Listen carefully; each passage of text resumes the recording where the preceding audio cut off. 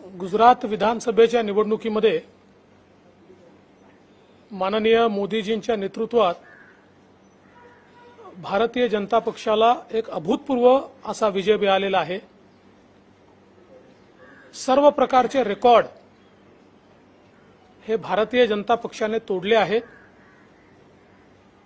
आणि यात सर्वात महत्त्वाचं 27 वर्ष राज्य केल्यानंतर इतक्या रेकॉर्ड सीट्स जेव्हा जनता देते याचा अर्थ गुजरातच्या जनतेला हा विश्वास आहे की गुजरातमध्ये जे परिवर्तन झालं ते मोदीजींनी भारतीय जनता पक्षाने केलं आणि पुढेही भारतीय जनता पक्षच गुजरातच्या हिताचे निर्णय करू शकते। मोदीजींच्या नेतृत्वातच देश पुढे जाऊ शकतो हा विश्वास गुजरातच्या जनतेने या निवडणुकीच्या माध्यमातून या ठिकाणी दाखवलेला आहे। 52% वोट्स हे भारतीय जनता पक्षाला मिळाले आहेत आणि आतापर्यंत जी काही ट्रेंड्स आहेत आणि ज्या सीट्स आल्या आहेत कमी अधिक प्रमाणात 157 जागी भाजपा जिंकलाय किंवा पुढे आहे अशी परिस्थिती आहे। काँग्रेस आजपर्यंतच्या इतिहासातल्या सर्वात लोएस्ट स्कोरवर तिथे गेलेला आहे 16 जागा आणि ज्यांनी मुख्यमंत्री पदाचा उमेदवार घोषित केला होता आणि आम्ही निवडून येणार असं लेखी दिलं होतं अशा आप नावाच्या पार्टीचे त्या ठिकाणी पुरते 12 वाजले आहेत आणि जनतेने त्यांना पूर्णपणे नाकारलेला आहे। त्यामुळे आप पार्टी ही दिल्लीपुरतं मर्यादित पार्टी आहे एकदा पुन्हा गुजरातनी या ठिकाणी दाखवून दिलेला आहे। मी गुजरातच्या जनतेचे मनापासून आभार मानतो, अभिनंदन करतो। खरं म्हणजे मी देखील त्या ठिकाणी प्रचाराला गेलो होतो आणि त्यावेळीच जनतेचा मूड अतिशय स्पष्ट दिसत होता। गुजरात मोदीमय होतं, भाजपमय होतं। जनतेने मूड बनवलेला होता आणि ज्या ज्या ठिकाणी मी सभांना गेलो तिथे मोदीजींचं नाव घेतल्यानंतर जो उत्स्फूर्त प्रतिसाद मिळायचा त्यातूनच लक्षात यायचं की लोकांची मानसिकता काय आहे। निवडून आलेल्या सगळ्या आमदारांना मी मनापासून शुभेच्छा देतो। गुजरातचे मुख्यमंत्री भूपेंद्र भाई, तिथले आमचे प्रदेश अध्यक्ष अशा सगळ्यांना मनापासून मी शुभेच्छा देतो।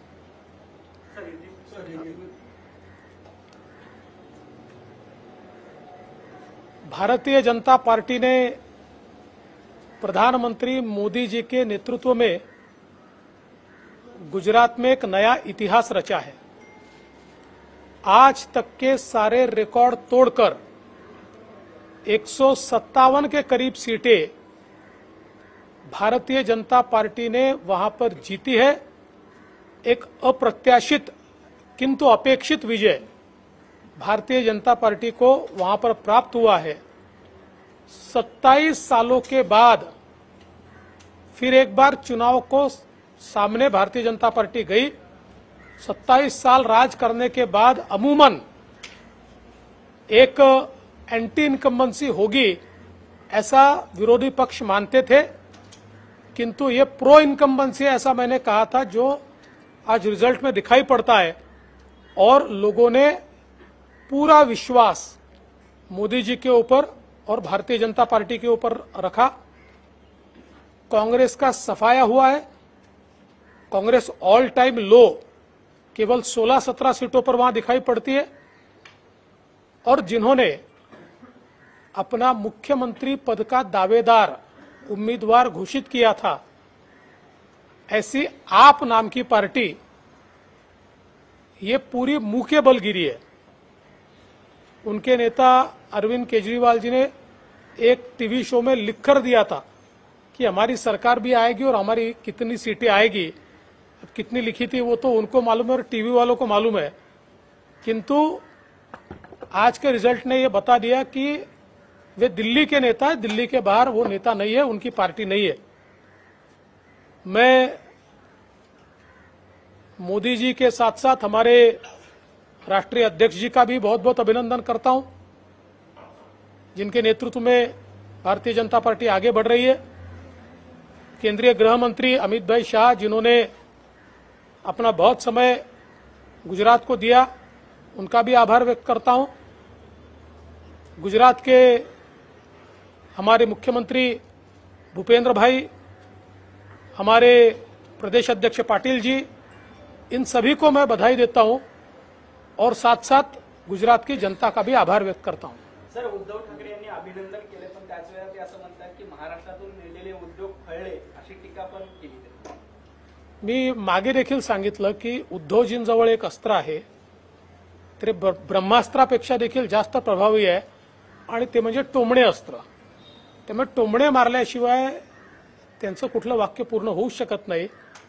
मला एकाच गोष्टीचा आनंद आहे की उद्योगाचं महत्त्व उद्धवजीला कळायला लागलं, कारण महाराष्ट्रातले उद्योग घालवणारेच ते आहेत। रिफायनरी सारखा महाराष्ट्रातला प्रोजेक्ट, जो देशातला सगळ्यात मोठा इन्व्हेस्टमेंटचा, सगळ्यात मोठा रोजगाराचा प्रोजेक्ट होता, तो माननीय उद्धवजींनी बाहेर घालवला।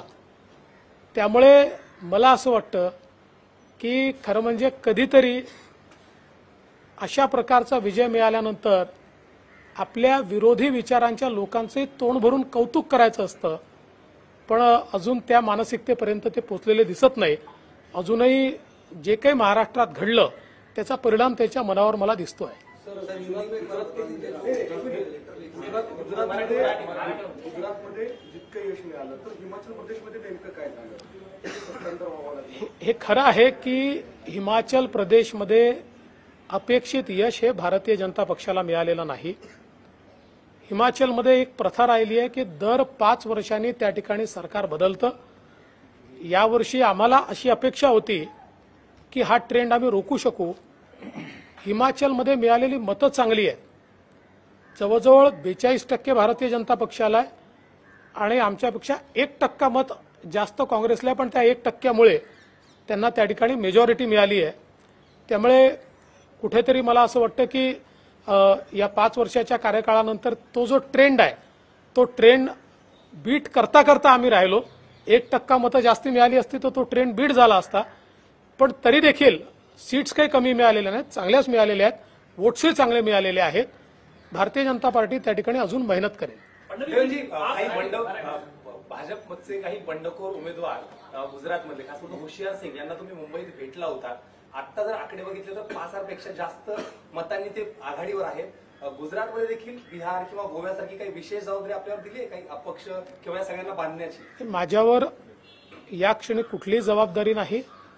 मी होशियार सिंगजी यांना याकरता भेटलो की ते इथे होते, ते आजारी होते, लीलावतीमध्ये त्यांच्यावर उपचार चालले होते आणि ते उपचार संपवून ते घरी गेले होते। त्यामुळे मला आमचे राष्ट्रीय अध्यक्ष आणि आमचे तिथले मुख्यमंत्री यांनी सांगितलं की हे जरी बंडखोर म्हणून उभे राहिले असले तरी आपल्याशी संबंधित आहेत, आपल्या घरचे आहेत, त्यामुळे तुम्ही जाऊन त्यांची ख्याली खुशाली बघा, म्हणून मी त्यांना भेटायला गेलो होतो।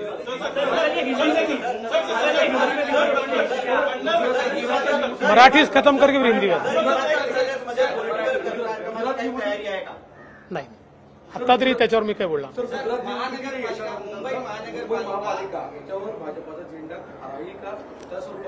मुंबई महानगरपालिकेवर भारतीय जनता पार्टी, बाळासाहेबांची शिवसेना, आरपीआय आणि आमचे मित्रपक्ष असा ही जी आमची महायुती आहे, या आमच्या महायुतीचा झेंडा निश्चितपणे लागेल हा मला विश्वास आहे। कर्नाटक बँकेकडे खाती तुम्ही दिली, ते कुठेतरी झटपेवर बीट सोडण्यासारखं। खरं म्हणजे दादांनी जर नीट माहिती घेतली असती तर दादांनी हे वक्तव्य केलं नसतं। आता मला त्याची माहितीच आपल्याला द्यावी लागेल की नेमकं काय घडलंय। दुर्दैवाने दादाच त्यावेळी मंत्री होते. 8 डिसेंबर 2021 कर्नाटक बँकेचा राज्य सरकारकडे अर्ज. 21 डिसेंबर 2021 कर्नाटक बँकेशी करारावर स्वाक्षरी झाली आहे. त्यावेळेस कोणाचं सरकार होतं आणि कोण होतं? तेच उत्कर्ष स्मॉल फायनान्स बँक. 21 जून 2022 अर्ज, 21 जून 2022 त्यांच्याशी करार.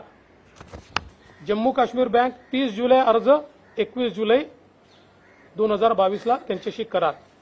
आणि यासोबत 9 डिसेंबरला महाविकास आघाडीने बंधन बँकेला, इक्विटा स्मॉल फायनान्स बँकेला आणि करूर वैश्य बँक लिमिटेड आणि साऊथ इंडियन बँक यांना देखील अशाच प्रकारचे खाते हँडल करण्याकरता ही परवानगी दिलेली आहे. त्यामुळे मला असं वाटतं की कर्नाटक बँक असेल किंवा उत्कर्ष फायनान्स बँक असेल, आमचं सरकार याच्या 1 वर्ष आधी त्यांनी दिलेलं आहे आणि आता तेच टीका करतायत. मला तर आश्चर्यच वाटतं. एक गोष्ट आपण यात लक्षात घेतली पाहिजे की मी त्यांच्यावर याकरता टीका करणार नाही. या बँकांची नावं काही जरी असली तरी देखील या फायनान्शियल इन्स्टिट्यूशन्स आहेत, या रजिस्टर्ड बँका आहेत. उद्या बँक ऑफ महाराष्ट्र आहे, याचं नाव जरी महाराष्ट्र असलं तरी देखील राष्ट्रीय बँक आहे. त्यामुळे उद्या बँक ऑफ महाराष्ट्र म्हणून कर्नाटकने आम्ही यांना खाते देणार नाही किंवा अजून कोणीतरी खाते देणार नाही असं म्हणणं योग्य नाही. ही प्रथाही योग्य नाही. तथापि कर्नाटक बँकेला ही सगळी खाती किंवा हे सगळे बिझनेस देण्याचा निर्णय आमचं सरकार याच्यापूर्वी आणि आजपासून 1 वर्षापूर्वी महाविकास आघाडीच्या सरकारमध्ये उद्धव ठाकरेजी मुख्यमंत्री असताना आणि अजितदादा पवार फायनान्स मिनिस्टर असताना हे देण्यात आलेले आहेत. आता एक अजून मी हे सांगू इच्छितो की या ज्या सगळ्या गोष्टी आहेत, या गोष्टी मी मुख्यमंत्री राहिलो आहे, फायनान्स मिनिस्टरही आहे. फायनान्स मिनिस्ट्री जी आहे ही आरबीआयच्या नियमानुसार करत असते आणि आरबीआयच्या रिकमेंडेशन अनुसार करत असते. एखाद्याला वाटलं म्हणून द्यायचं किंवा एखाद्याला वाटलं म्हणून द्यायचं नाही असा त्याचा कुठलाही अर्थ नसतो. सर, कन्स्ट्रक्शन सुरूच आहे.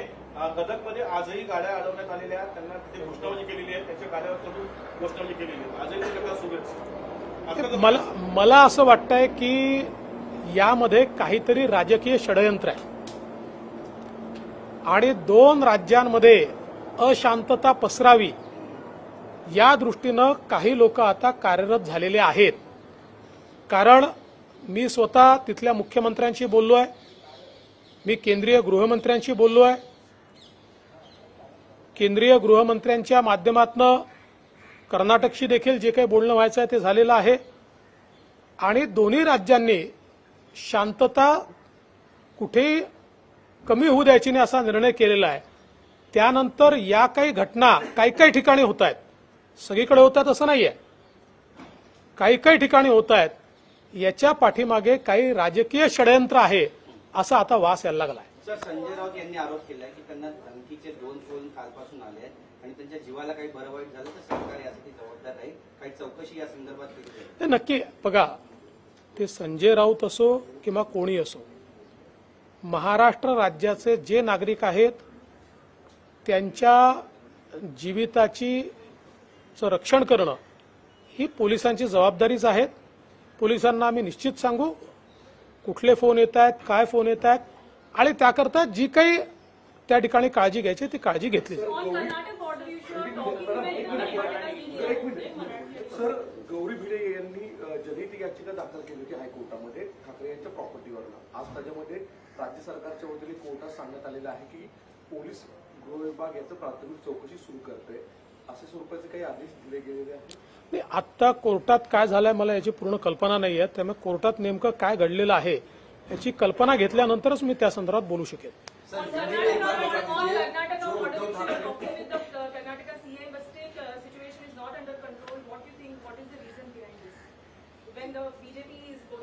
मुझे ऐसा लगता है कि अब एक प्रकार का राजनीतिक षड्यंत्र चल रहा है. दोनों राज्यों में अशांति फैले इसका प्रयास कुछ लोग मिलकर जानबूझकर कर रहे हैं, क्योंकि मैंने स्वयं कर्नाटक के मुख्यमंत्री से बात की। कर्नाटक के मुख्यमंत्री जी ने आश्वस्त किया कि ऐसी कार्रवाई नहीं होने देंगे, अगर कोई करेगा तो उसके ऊपर वो कार्रवाई करेंगे। हमारे यहाँ भी कुछ लोगों ने ऐसा काम किया तो हमने उनको रोकने का प्रयास किया, उनको हमने यहाँ पर रोका है। ऐसी महाराष्ट्र में भी घटनाएं हमने नहीं होने दिए। मैंने गृह मंत्री जी से भी बात की है, संभवतः गृह मंत्री जी की वहां पर भी बात हुई होगी। और इसके बावजूद कुछ जगहों पर जानबूझकर ऐसी घटनाएं करके एक नैरेटिव तैयार करने का काम जो हो रहा है, हम इसकी ओर ध्यान दे रहे हैं।